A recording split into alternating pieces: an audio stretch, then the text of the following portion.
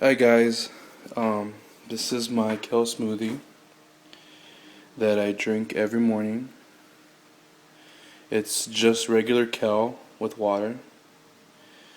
If you want, you can add fruits. You can add grapes. Sometimes I add grapes for flavor, but lately I've just been eating the kale by itself. Yeah, there you go. It's kind of hard eating it at first because you're not used to it. You're not used to the strong plant taste. And this is where I have my garden. I don't know if it's too bright out here. Maybe it is too bright. But essentially, I planted kale in my front yard. Let's see if you can see it more. I don't think you'll be able to see it. So I planted kale in my front yard. There's one plant, two plants, three plants, four, five. Those are some more plants right there. If you can see them right there, right there. I have a couple more plants right there, and like in the front part I have like maybe 5 more plants. They're not really big, they're kind of small, but it's enough. I'm not sure if I think it's too bright out here. I'm gonna try to block it with my hand and see what's up. So here's another plant. Here's a couple more plants, and here are more plants. They don't need a lot of, this plant here has gone to seed. You can see a little tiny seeds. I don't know how well it comes out on the camera. But those are the seed pods of my kale plant that bolted. And so essentially I've been eating my first meal of the day from my yard. The first meal of the day, I come out here and I pick kale. I only have like maybe 12 plants. 12 plants in the front and like maybe 7 plants in the back.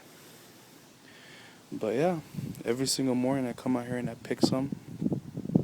And I essentially pick a whole plant. Like I take it down to, like for example this one.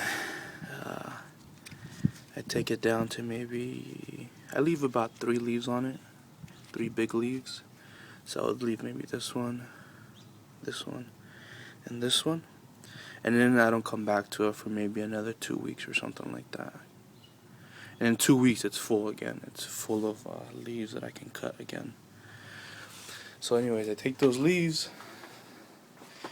I gather them in a bundle, and let me grab this.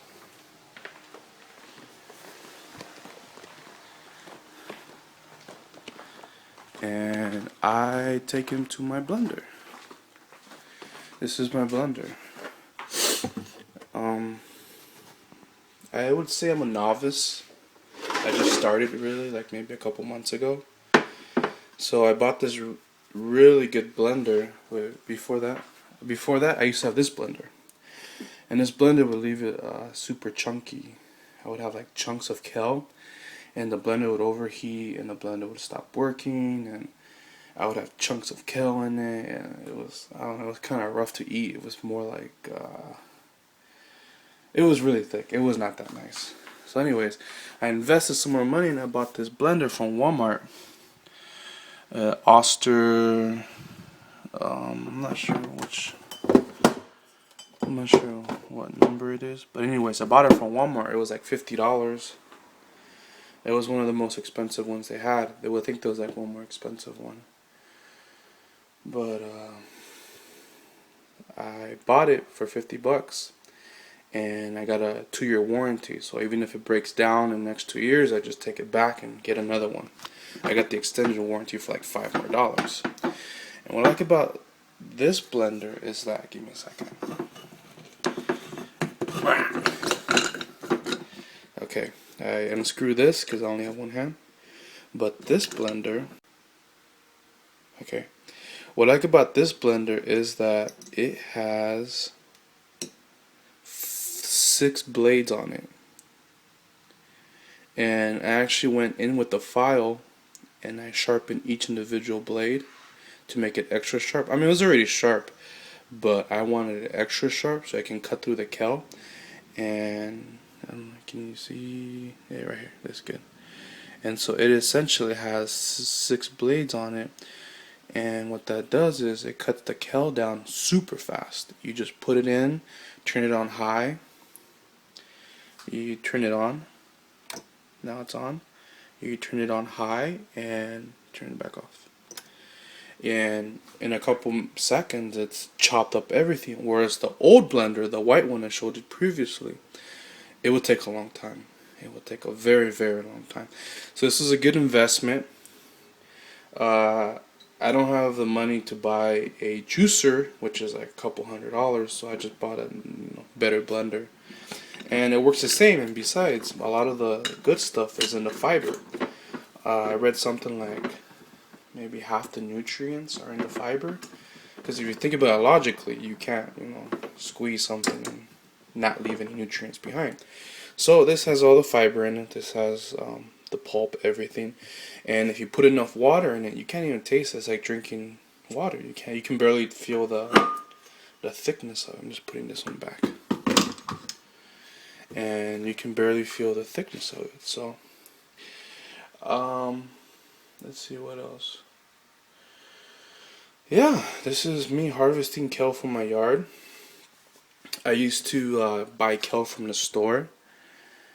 It wasn't organic, it was just regular kale.